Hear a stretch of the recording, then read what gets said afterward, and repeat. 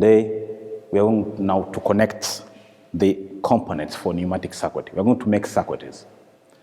But last time, remember, we saw the valves, and especially we went through directional control valve, and we said a DCV has a characteristic like number of position, which is represented by a square, number of ports, number of the way it can be actuated, either manually, electrically, or mechanically. And we said about flow path, the flow path through which the fluid passes through into the valve. And today, we are going now to connect those components. But before, I would like to show you some important components symbolically. Here we have non-return valve, which is a valve that allows the fluid to pass through in one way and prevent it in the other way. So it is very useful in pneumatic system. So the symbol, it can be spring-loaded or no spring.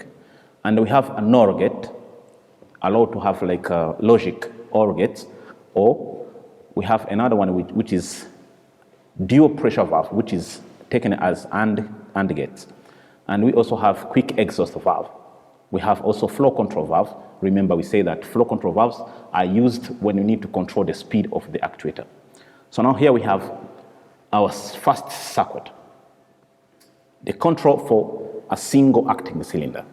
It's a single acting cylinder because it needs to be connected once on one port. And all you need pressure source, you need a directional control valve to be able to manipulate your valve. You also need a flow control valve so that you can control the speed, and you need finally the cylinder which is going to perform the work. I'm going to show you the simulation. In my software, we have here the control for a single acting cylinder. As I said, this is a pressure source. This is FRI units. This is a directional control valve.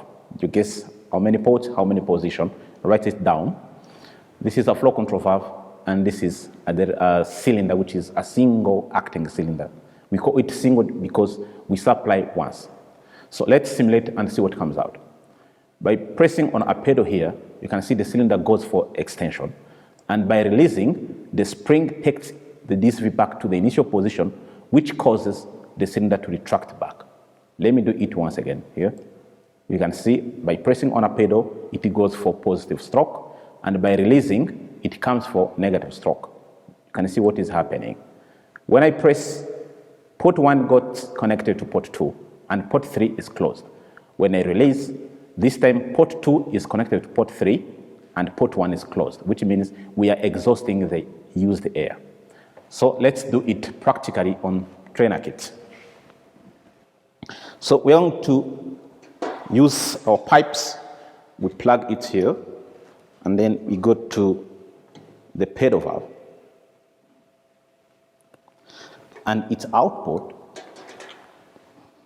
the output of a valve goes directly to the cylinder, which is a single acting cylinder. Please, so far, don't focus on the other side, but be focused here. So let me show you the layout, the way it is connected. From pressure source here, through pipes, filter regulator and lubricator, directional control valve, and finally, we go to the cylinder, which is a single acting cylinder because we supply it once. So I'm going to supply.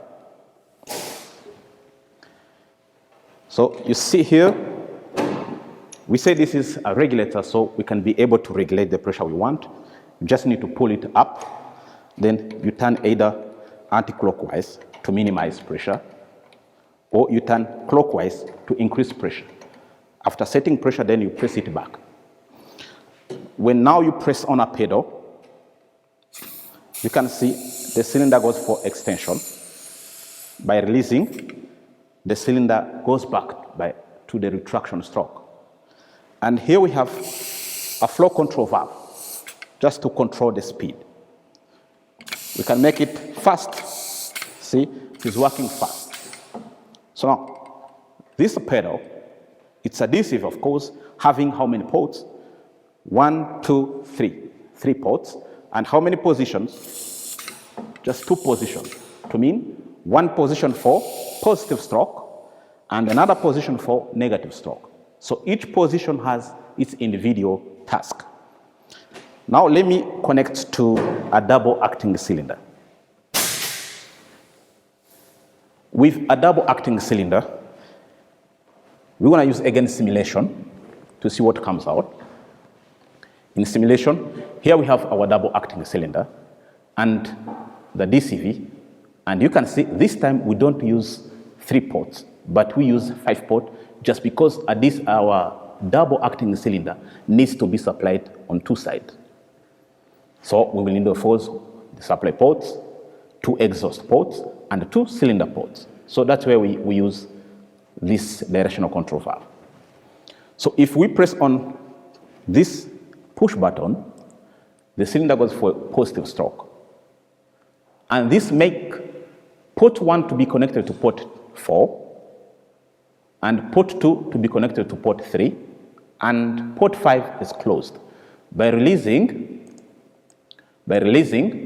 it changes the position such that port 1 goes to port 2, and port 4 goes to port 5, and port 3 is closed. So what is happening inside? When we are in this initial position, the compressed air from the pressure source goes immediately to the cylinder in the rod chamber, forcing it to retract back. It passes from port 1 to port 2. But at the same time, the air from piston chamber goes back to the atmosphere, passing through port 4 to port 5. And remember, port 5 and port 3, they have the same task. The 5 and 3 are exhaust port. So when we use 5, we block 3. When we use 3, we block 5. And let me show you what is happening into the cylinder. This is the animation of our double acting cylinder. So you'll be watching. I press on a pedal, it changes the position, and that causes the cylinder to extend. I release, it comes back. You can see in red color, this is a pressure source, and in blue color, it's low pressure side. So by releasing, we change the position. And let me show you the single acting cylinder case. You see we have built-in spring. So that when you press here, it goes for positive stroke, and it should be compressing the spring. When you release, the spring takes back the piston, which is a negative stroke. So we're going to connect it on panel. So again, remember this is a pressure source, conditioning units, and from conditioning units, we go to the directional control valve. Let me start by this, the one with push button, and it goes to the port 1, the center port, and we need 2 pipes.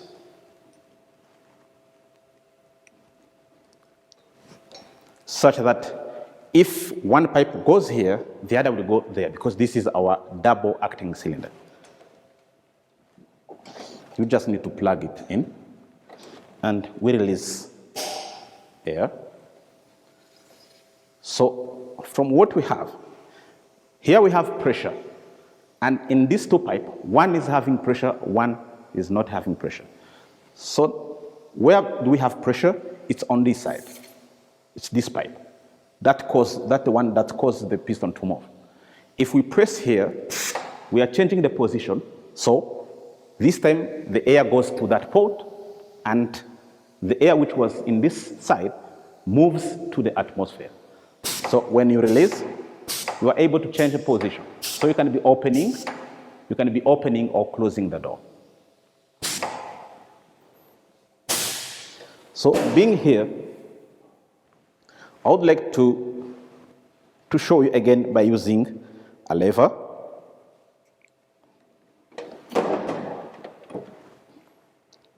This is, remember, this pipe, it's coming from pressure source and surface units, and we plug the 2 ports, the 2 pipes here.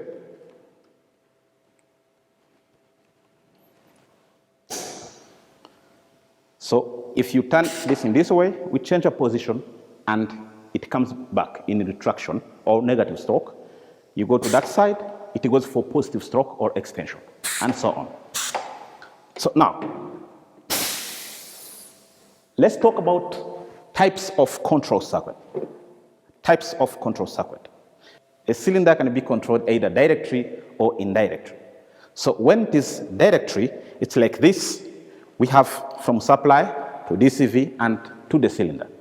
And when it is indirectly, it's when we use our pilot-operated DCV. And this will be the next topic. See you next time. Thank you.